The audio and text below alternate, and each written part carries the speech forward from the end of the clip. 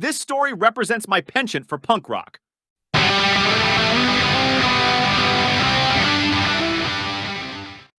In December '93, I was walking with my parents in a shopping mall in the city, and we decided to go in and check out a new record store. My parents encouraged me because they had noticed that I spent hours listening to rock on a stereo belonging to a metalhead cousin. Perhaps because they liked Elvis, the Beatles, and Elis Regina, they would be proud to know that their son was not attracted to the lyrics about betrayal and abandonment by an unsatisfied partner, which was covered a lot in popular music in my country at that time. Right at the entrance to the store, there was a Guns N' Roses poster. Of course, listening to You Could Be Mine transported me to a road on a motorcycle. But the cover of The Spaghetti Incident called my name. As I looked intently at the poster, a salesman approached and asked if I would like to see the tape. He brought the GNR tape and a Metallica tape, the Black Album too.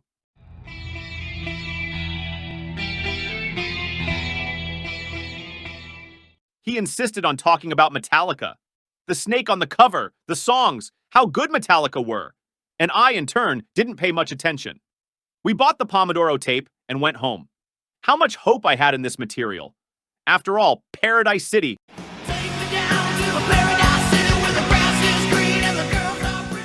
And Sweet Child of Mine inspired me a lot.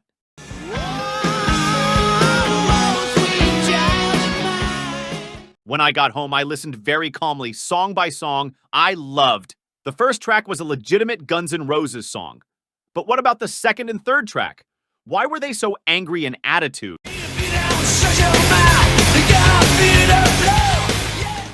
Why were Dead Boys one of the original artists? Where's the Guns N' Roses I knew?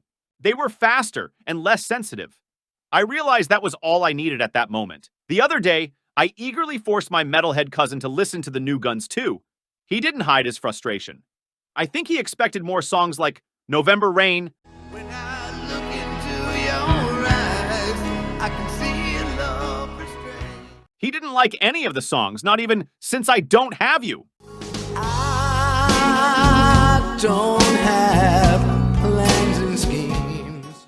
The following week, my cousin came with information believing it was new, but at that point I was already aware that The Spaghetti Incident was a cover of punk bands. A year later, I was surprised to watch a clip of an insane guy with wide eyes quickly saying, "Oh God, it's time to say goodbye. I gotta say goodbye now, guys." Yes, it was Billie Joe with her yellow hair. Seconds before she started playing, she screams in silence. She and I had just met the band that would make me love punk rock for the rest of my life. This band was Green Day. Many people don't consider Green Day to be a punk band, but it was thanks to them and the first impression I had of them that I would later come to know. Rancid, The Exploited, and Knopfs. My family went through a financial crisis at that time, so I couldn't afford to buy CDs, and there weren't many shows in my city. We were content and had fun with a band called Raimundos. It was hardcore that messed with children because they used a lot of swearing, insults, and mixed foro with punk rock.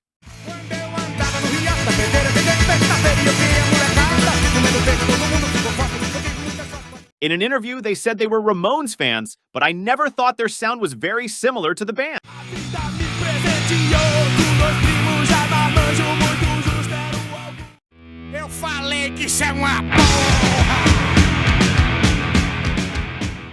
Aerosmith albums were common birthday and Christmas gifts, but I have to be fair and say that Nirvana was never a problem to find on the shelves, and we really enjoyed them.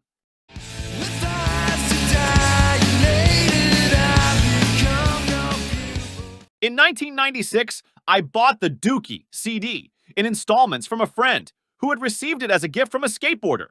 He didn't need to insist much to sell it to me because he liked country music more. That same year, my brother called me from the mall saying he was inside the record store and asked me, Iron Maiden or Dog Eat Dog? Iron Maiden or Dog Eat Dog?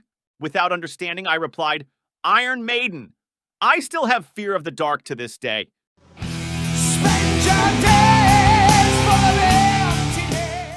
I think it helped me stay away from metal bands too.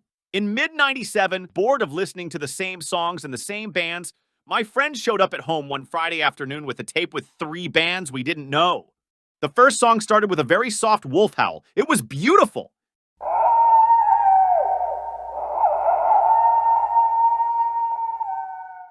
Neck told me not to be fooled by the music because the look of the band members was macabre. This was so fascinating.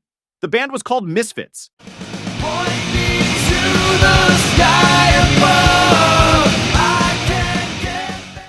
The second song was faster than the ones I was used to. It released energy in the first few seconds. It was a cover of Circle Jerks. Don't Care, performed by Pennywise, of course. Don't care, where from anyway, don't care. Lots of money anyway, don't care. The third song conveyed a lot of seriousness in the voice and had an ultra-melodic rhythm, but you could tell that they had no intention of attracting attention or pleasing everyone. This fucking wonderful song was I Hate You.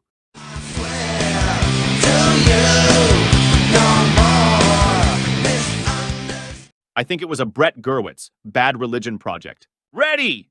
3 songs were enough for me to be impressed, and imagine what I could still discover in the world of punk rock.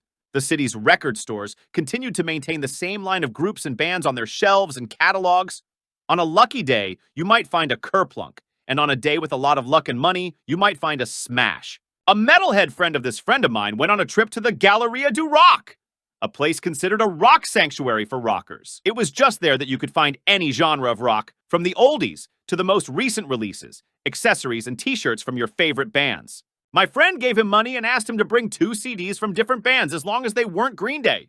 When he came back, he brought a CD with a black and white cover that was soon lent to me and another with a cover with a medium tone, pink. The one I took home didn't really please me in the first few days. There was a punk with his head down on the cover, the vocalist sang sloppily, but his name suggested a kinship with the Green Day singer, and the bass solo in the song Journey to the End of the East Bay was radical.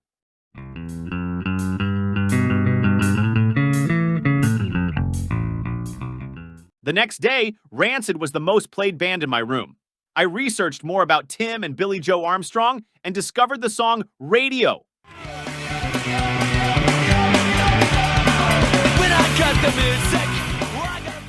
My friend, the owner of the CDs, asked me to keep the other one with the pink cover so he could learn more about Rancid. Punk and Drublic had an unattractive cover.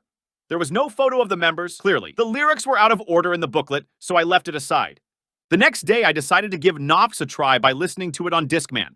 Holy shit! I couldn't identify how many vocalists the band had. It was fast, it was melodic, and it was different. I also couldn't identify whether they were protesting or mocking someone. I didn't know what they looked like, where they came from, and if they had many records. As I did with Rancid, I also researched Knox and what I found about them that made me forget about any Green Day or The Offspring, and that would lead me to know Good Riddance, Strung Out and Germs, and in the future creating this channel was absolutely anything. There was nothing. Nobody talked about them, and I didn't know anyone in my city who knew a single song by them. This made me more curious, and that's how I got into punk rock. This is the first episode of the series, a punk story called How I Met Punk Rock by BF. Tell your story too, and send it to us so we can post it.